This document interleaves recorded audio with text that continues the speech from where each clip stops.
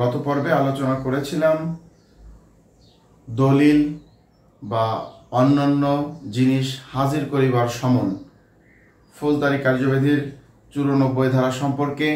যখন কোনো আদালত বা থানার ভারপ্রাপ্ত কর্মকর্তা কোনো তদন্ত, অনুসন্ধান, বিচার বা কোনো প্রসিডিংসের সাথে সম্পর্কযুক্ত কোনো দলিল, বস্তু যদি কোনো ব্যক্তির নিকট থাকে, লিখিত আদেশ দ্বারা বা সমন দিয়া সেগুলো হাজির করার জন্য বলতে পারবেন। সেই বিষয়ে আলোচনা করেছিলাম। বন্ধুরা, আজ আলোচনা করব ফৌজদারি কার্যবিধির 95 ধারা।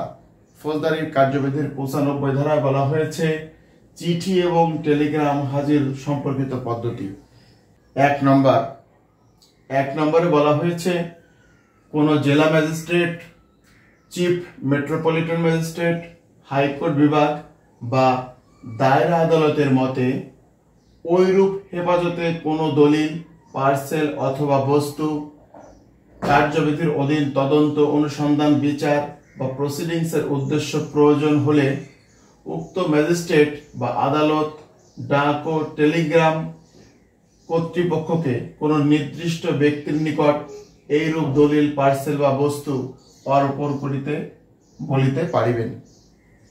তার মানে এখানে বলা হচ্ছে কোনো তদন্ত, অনুসন্ধান, বিচার বা প্রসিডিংসের সাথে সম্পর্কযুক্ত এমন কোনো দলিল বা কোনো জিনিস, বস্তু যদি ডাক এবং টেলিগ্রাম কর্তৃপক্ষের হেফাজতে থাকে, ডাকযোগে কোনো ব্যক্তি এই বস্তুটি প্রেরণ করেছেন বা ডাকযোগে বা টেলিগ্রাম যোগে এই বস্তুটি প্রেরণ করেছেন বা এই বস্তুটি ডাক বিভাগ বা টেলিগ্রাম কর্তৃপক্ষের হেফাজতে আছে, তাহলে কি পদ্ধতিতে এই ডাক এবং টেলিগ্রাম কর্তৃপক্ষের কাছ থেকে এই তদন্ত, অনুসন্ধান, বিচার বা প্রসিডিংসের সাথে সম্পর্কযুক্ত মালামাল হাজির করা যাবে সেই সম্পর্কে বলা হয়েছে যে এইটা হাজির করার ক্ষমতা কার। এক হচ্ছে কোনো জেলা magistrate, chief metropolitan magistrate, high court বিভাগ বা দায়রা আদালত, তাদের যদি এই তদন্ত, অনুসন্ধান, বিচার বা প্রসিডিংসের সাথে সম্পর্কযুক্ত কোনো দলিল বা কোনো বস্তু, কোনো জিনিস ডাক এবং টেলিগ্রাম কর্তৃপক্ষের হেফাজতে থাকে, তাহলে কোনো নির্দিষ্ট ব্যক্তির নিকট এরূপ দলিল, পার্সেল বা বস্তু অর্পণ করিতে বলিতে পারবেন। কে পারবেন? জেলা ম্যাজিস্ট্রেট পারবেন, চিফ মেট্রোপলিটন ম্যাজিস্ট্রেট, হাইকোর্ট বিভাগ বা দায়রা আদালত, এই শ্রেণীর মাননীয় বিচারক মহোদয় পারবেন। 2 নম্বরে বলা হয়েছে অন্য কোনো ম্যাজিস্ট্রেট বা পুলিশ কমিশনার, জেলা পুলিশ সুপার এই মতে এরূপ কোনো দলিল, পার্সেল বা বস্তু এরূপ কোনো উদ্দেশ্য প্রয়োজন হইলে তিনি উক্ত জেলা ম্যাজিস্ট্রেট বা চিফ মেট্রোপলিটন ম্যাজিস্ট্রেট বা আদালতের নির্দেশ সাপেক্ষে ডাক বা তার বিভাগের দ্বারা তল্লাশি পরিচালনা ও উক্ত দলিল, পার্সেল বা ব্যক্তি আটক করিতে পারবেন।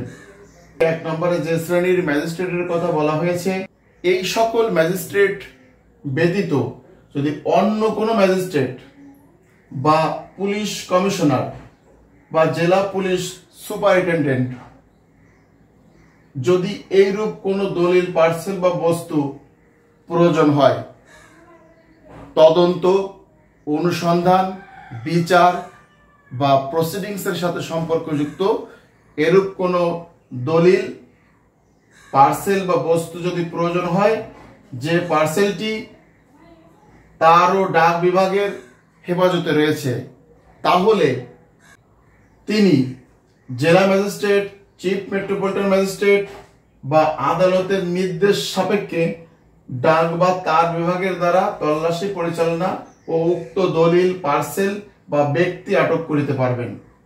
অর্থাৎ যদি অন্য কোনো ম্যাজিস্ট্রেটের এই ডাক বা তার বিভাগের হেফাজতে রক্ষিত যদি কোনো দলিল, পার্সেল বা বস্তু থাকে, সেইগুলো যদি অন্য কোনো ম্যাজিস্ট্রেট বা পুলিশ কমিশনার বা জেলা পুলিশ সুপারের এই প্রয়োজন হয়, তাহলে